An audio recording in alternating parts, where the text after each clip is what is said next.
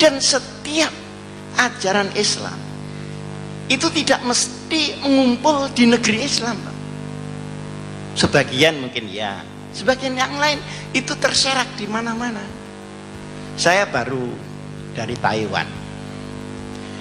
Di sana itu negaranya ateis, tetapi sangat menjunjung kejujuran. Rombongan saya ketinggalan kopernya di stasiun, diantar buka hotel. Ada teman saya juga yang HP-nya ketinggalan, di taksi kembali, Pak. Ini negara ateis. Jadi barang hilang itu kembali. Nah di Indonesia barang ada hilang. Padahal semuanya bilang la ilaha illallah.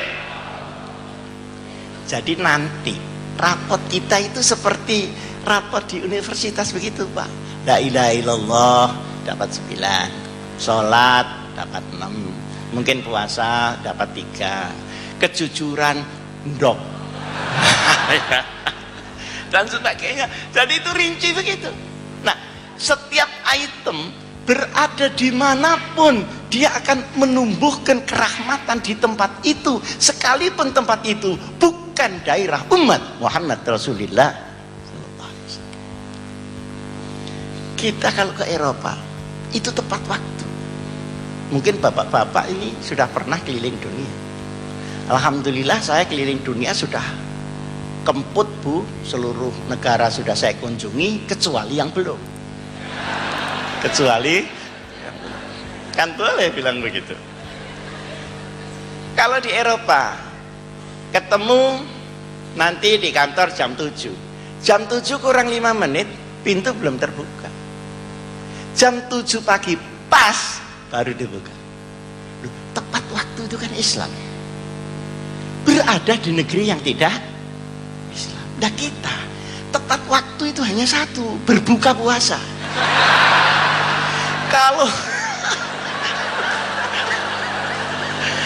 ini lihat ketawanya seperti pengalaman ini, kok bisa kalau rapat tidak tepat, kan malah kalau janji kepada orang daerah sebelah Afrika sana ruwet tuh.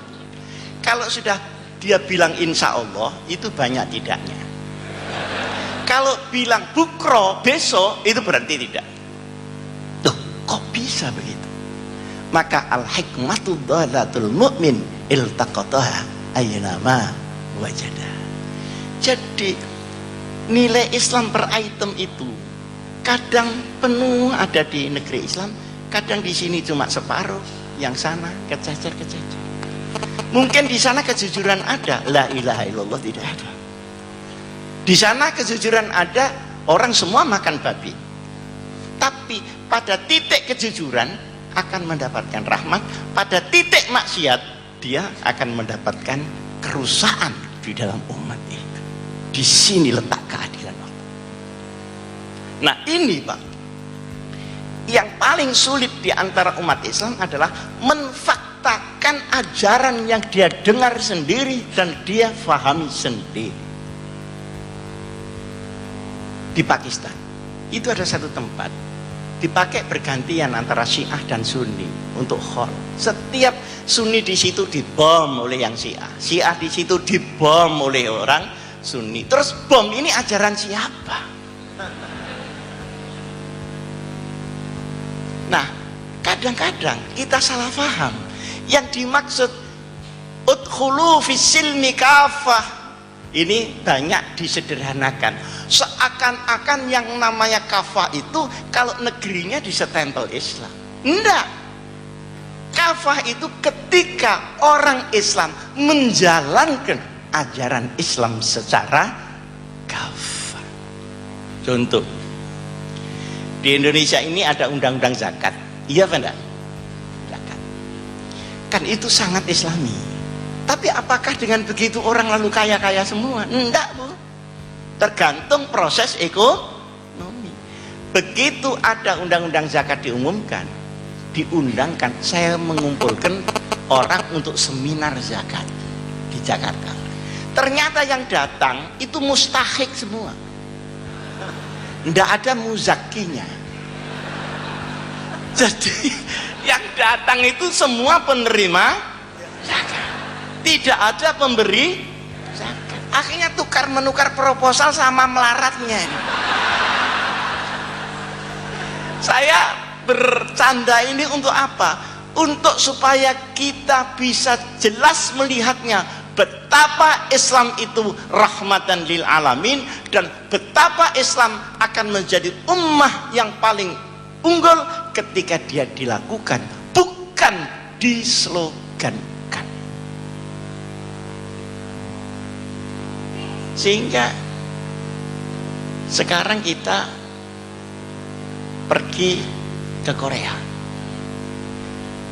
diantar oleh pejabat, staf-staf Deplu ke sana kemari, itu dikasih tip, itu enggak mau betul. Jangan Pak, saya sudah digaji oleh negara. Salah saya menerima. Saya paksa Bu, ya saya cuma kopiah sama sarung aja saya kasihkan itu. Enggak mau betul. Kalau Bapak memaksa saya, berarti Bapak mencelakakan saya sampai saya malu Pak. Loh itu kok di Korea Pak, ya di Surabaya kok enggak begitu. Iki nek gak ngenei medit kancane wong iku. Pahit. Iki boyo gak doyan iki. Saking pahite wis diuntal dilepeh maneh wong iku. Jadi ini bagaimana? Bagaimana ini? Ini satu contoh di sana dan contoh di sini. Untuk kita melihat bagaimana Idul Fitri sebagai kemanusiaan, bukan hanya keislaman, Idul Fitri.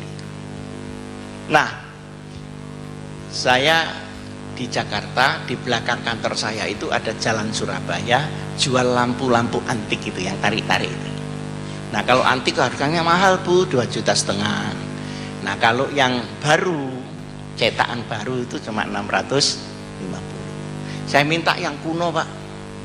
Oh iya, tinggal satu Pak Haji, panggil saya Pak Haji.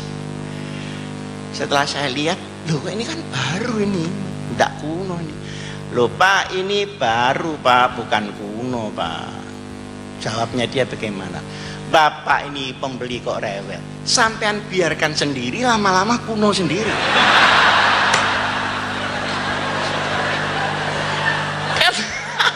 Ini bagaimana negeri kita ini bagaimana dengan ajaran yang selalu digembar-gemborkan itu bagaimana? Saya akan mangkel Pak ya. Setelah mangkel saya bayar 650. Loh kurang Pak Haji. Loh ya kurangnya nanti kalau sudah kuno. Tahu rasa. Setelah saya jawab begitu, dia kaget. Loh, ini orang kok bisa berdebat? Kira-kira begitu. Dia kan merasa sudah diplomat paling ulung kan itu. Saya ditanya, Pak Haji dari mana? Oh, saya dari Jawa Timur. Loh, Jawa Timur mana? Malang. Loh, saya punya rumah di Malang. Di Malang di mana? Ya di kota itu ada pesantren Al-Hikam. Itu pesantren saya. Oh, kalau begitu Bapak ini Pak Hasyim Muzati ya. Kok enggak bilang dari tadi Pak Kiai? Aduh, saya mohon maaf, jangan sampai saya kualat Pak Haji. Jadi dia itu takut kepada siapa Pak? Dia itu takut kepada siapa? Ya sudah, potong 50-600 saja Kiai. Bilanglah kalau Kiai. Gimana tuh Pak? Gimana? Kita termasuk bangsa yang memubazirkan alam kita dalam natural resources, padahal itu larangan berat syariat Nabi besar Muhammad sallallahu alaihi wasallam. Setiap kamu diberi tempat, di situ sudah dikasih rezeki. Jangan ditukar-tukar, itu untuk kamu. Kalau lebih kasih orang. Nah kita enggak, kasih orang. Nah kita menjadi orang asing di negeri sendiri, sementara orang asing menikmati seperti negaranya sendiri. Sing liar, ini penambangan liar, penambangan emas liar, itu mesti wong Jawa sing liar ini. Sementara yang tidak liar ya yang kontrak itu, padahal negara juga tidak dapat apa-apa kecuali komisioner aja. Innal mubazzirina kanu ikhwanas syayatin. Jadi dimensi mubazir itu mulai pribadi sampai keluarga, sampai komunitas, sampai negara. Nah, di dalam otak kita ini penuh ilmu dan kekuatan, tapi kalau tidak diluruskan dengan hidayah, maka ilmu bisa menjadi mubazir dan ilmu bisa menjadi berbahaya. Tetapi kalau ilmu bersama-sama dengan hidayah Allah, maka ilmu akan menjadi manfaat. Man izdada ilmu